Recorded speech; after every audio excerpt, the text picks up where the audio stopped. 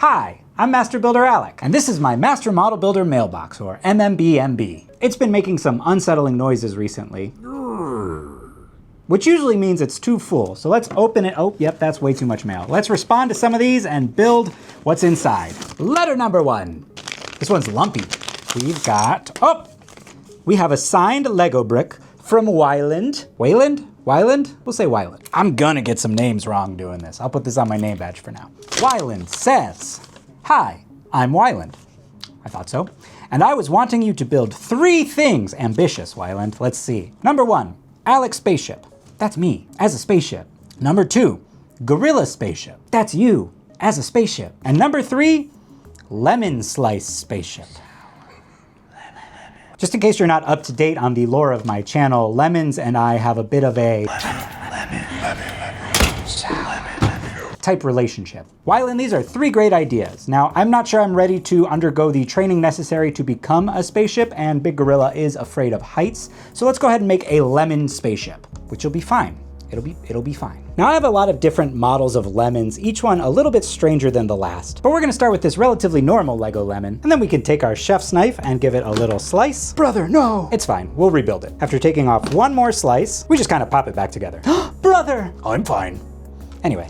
And now we'll disassemble this Lego lemon slice and try to make a spaceship using only these pieces, which I think would qualify as a lemon slice spaceship. So luckily we have a few snot pieces here, and I think we can arrange these in a way that will give us studs facing forward, to the side, and to the back. Because when you break it down, all we really need is a couple of wings, some thrusters, a windscreen in the front to catch space bugs, the important stuff. Not loving this, so let's reconsider. Just kind of take these apart. Maybe if we can design just one really strong wing, we can build it around that. And this is promising.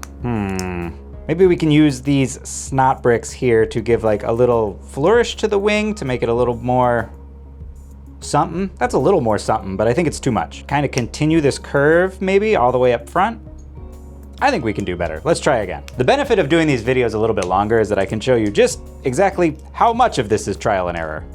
It's a lot of it. I think we'll face 2 of these snot bricks in opposite directions to kind of make a double-sided brick like that. And then we can make some of these little curves to pop on the sides, and that can be the front. Now we're on to something. Make a stack of these for the middle, add some wing connection points that we can worry about later. I want to fill this part in, but I don't have any studs. But that's okay, because we can take all of these 1x2 plates, put them together to be kind of the back of the spaceship. It needs to be 3 wide so they can sit right in the middle. And I have a lot more transparent yellow, so we'll stack more up and kind of slip those under here. Perfect. I think it'd be cool if the wings kind of curved up here, but we only have 4 of these curved pieces left and no more snot bricks except for this one. So we're gonna have to use basic plates to kind of mimic that curve, which basically just means making a staircase with all of these plates. Just like that. Pop it on there, build another for the other side, and then link these 2 sections of transparent yellow in the back with a little thruster. And now we have a pineapple spaceship. I mean a lemon spaceship. There are 2 pieces left over. I think we can actually put them together and pop it on top to make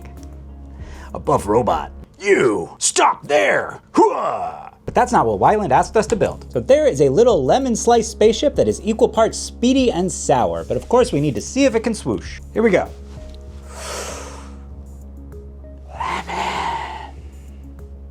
Nice. That's a swoosh that can prevent scurvy. Thanks for the great idea, Wyland. Or Wayland. Let's do another. In fact, let's do 28 at once. This is gonna be a big one. Prepare yourselves.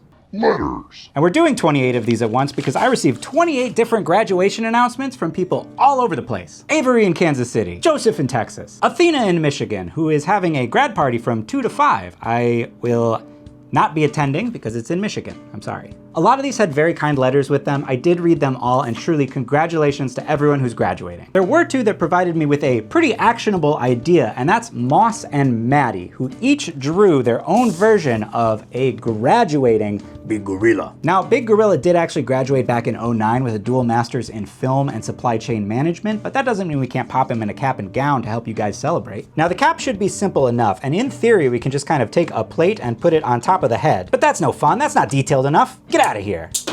This is graduation. We need some pizzazz. So we're gonna modify the top of the head to have a ring of tile around the outside so that we can put some of these corner snot bricks all the way around a square plate, put some curves all around. We need to put a big plate on top, which we can shamefully grab from the floor. Add some tile to the top, put a little bracket here with another tile to be the tassel, put this thing right in the middle. And because we replaced this with smooth tile, these can fit flush right on the head, and It looks too small. Also, the tassel's on the wrong side, but that's an easy fix. I think it looks a little off because the sides don't reach the edge of the head like it would on, you know, a real gorilla wearing a graduation cap. So we'll take this off, and we need to boomp these out a little bit. And we could just add a plate or two to each side, but then that just increases this little corner gap, and I don't want that. But we can fix it by just boomping out two of the sides, and then strategically use a bunch of jumper plates on our remaining two curves. This is gonna make the sides poke out just a little bit, and on the bottom we want it to poke out even more, so we're gonna use two smaller jumpers. And now we have a little definition right there, so when we attach it to the front, it fills in those corner gaps nicely. Put this back on, put the tassel there, and I think that looks a lot better. Very similar to our drawing. Looks great, but having just the hat really highlights the lack of gown and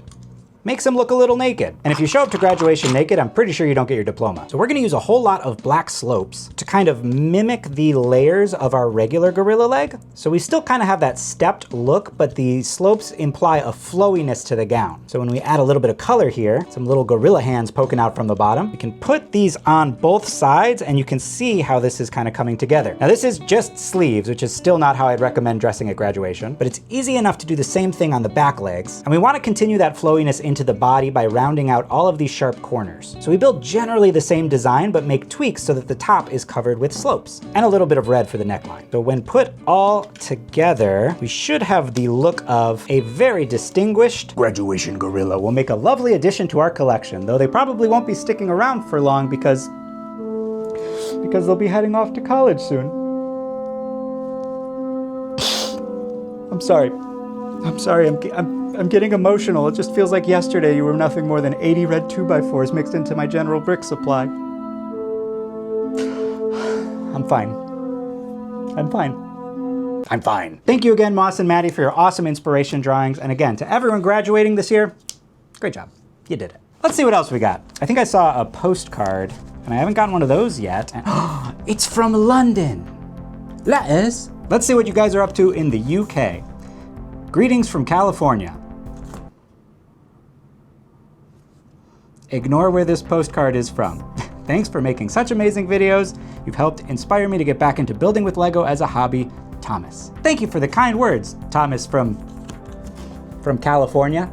Playing with Lego bricks is a great hobby, and it honestly can be pretty relaxing. I'd highly recommend it if you haven't already, just to like take apart a Lego set that you own and try clicking the bricks together with no plan. Just kind of see what you come up with, because that's just a great way to build, and it's a great way to just start designing your own stuff out of Lego. Like I just made this, which is nothing, and that's fine. I've got one more letter here from Emery, who has asked me to build cat toast with butter on the side. There's the cat toast, there's the butter on the side. I have to assume this is also some butter on top, which is not traditionally where butter goes on toast, but I really like the innovation. Emery also sent some cat stickers, and I will give these to my daughter so she can stick them on her forehead. Thank you, Emery. I really like this drawing, and my Lego toaster is one of my favorite things that I've ever designed. But we can add this to our collection of toast without actually having to build it, and I'll tell you why. As you may or may not already know, all of my toasters are actually operated by a couple of fire goblins that I employ. And while they usually do a pretty good job, this one's constant desire to innovate can lead to some pretty unorthodox results. But I was able to use that to my advantage by slowly facilitating a love of cats in the fire goblin over time. We did have to go over the whole no burning the fur off thing a few times, but we got there in the end. And much to my delight, I came in today to find a new setting on my toaster with a little pink nose. I think I know what it is. It's okay. We'll pop it up and cat toast. That's what I said. I think our very professional fire goblin did a great job capturing the essence of this drawing. Though I think we are missing the butter on the, butter on the side.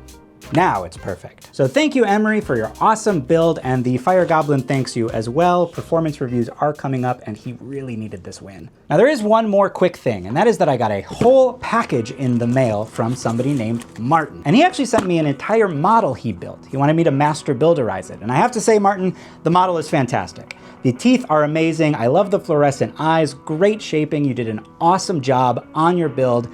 But I am not gonna master builderize it, and I'm not gonna show it on camera. And that is because I do not want you guys to send me your Lego bricks. These are your bricks that you, or realistically, your parents paid money for, and I have plenty.